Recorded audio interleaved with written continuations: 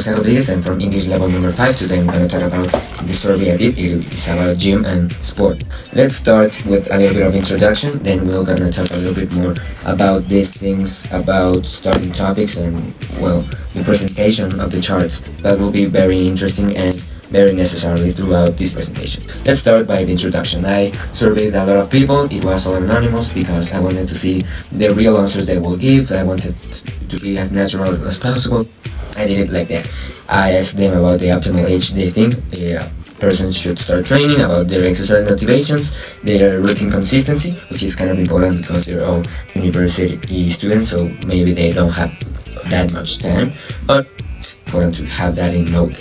Also, I'm going to talk a little bit about social influence, about how it impacts these people, and yes, I'm gonna get into all of the sports participation I can give myself the time to get into, so I can know which is the most popular sport and why is it in those population. That's pretty interesting. Let's start by looking at the key findings about preferences. I'd like to give you a little bit of these final conclusions, especially about these things of sport.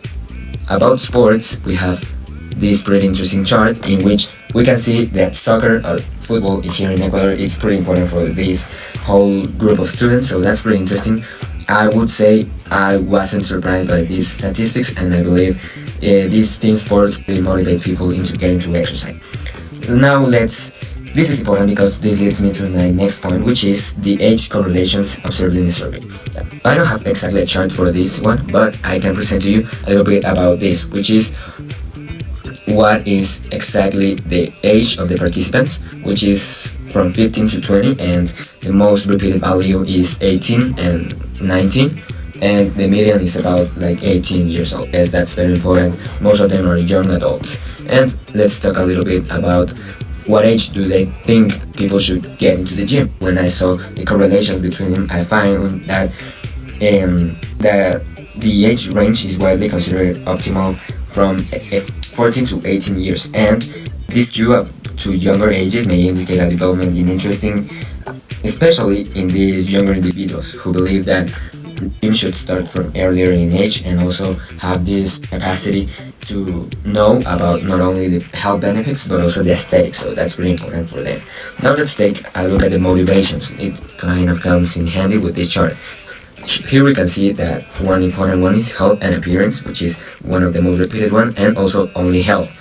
This was a chart you can choose many options at the same time, and most people thought just health was the most important of all. That's pretty interesting. Health and appearance are some of the most repeating ones in here, and that's really interesting because moving to exercise routines, which kind of comes about here. I also see some correlations between how many times a week do people practice sports and also how many times a week do people really use routine. Maybe it is a little bit about the biased people I have over here, that are people that do not have so much time, but I have seen in the data that people usually that follow the most routines are the ones that do the most exercise also.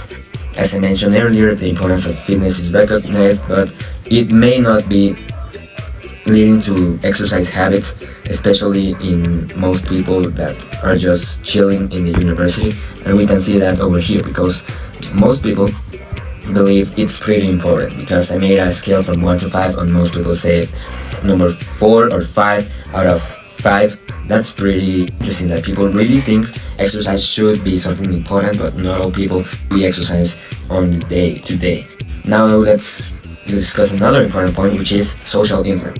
Having significant social influence can be a great factor, and I know it, but here in the statistic it was pretty strange because I can see that most people have a friend or family member that goes to the gym regularly, but it does not always compromise the results of people that have this familiar or friend that goes to the gym. Not all of them have the most consistency going to the gym, and that's pretty important because it may not be also because of the existence or not, it may be something of a qualitative thing. Most people have a really good friend that drives them to the gym, or also they can have many friends that go to the gym, and that might help them too. This one I thought it would have pretty much more of a difference, but actually it quite has.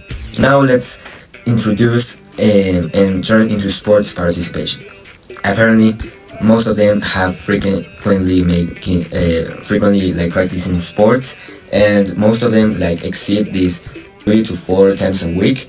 But not all of them said they do like fitness routine. They go into sports like somewhat of a more relaxing thing, and not also this competitive thing.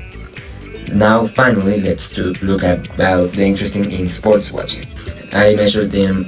Do you enjoy watching football matches or other sports? And most of the people said they do like watching sports, and I did not see like a really good correlation between these ones. I thought it would be quite more of a outstanding perspective, but really it may be something of a different perspective we shall see into here, because maybe with more precise ways of measuring these things, measure these frequency of people watching sports, of people making exercise, maybe we can understand a little bit more of this correlation between people watching sports and doing sports. But I've seen that it's pretty independent from each other, so that was a big realization for me.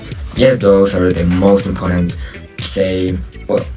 those are the most important facts about this survey, the most important facts about the people that I included into the survey.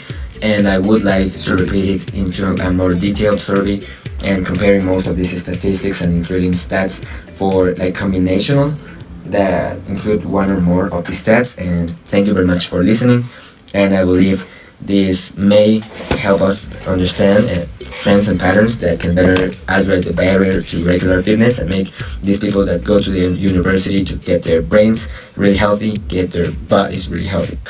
I would like to see University of San Francisco promote a healthier and more active lifestyle. Thank you very much. I'm very happy to present to you this gym and sports survey, and thank you very much.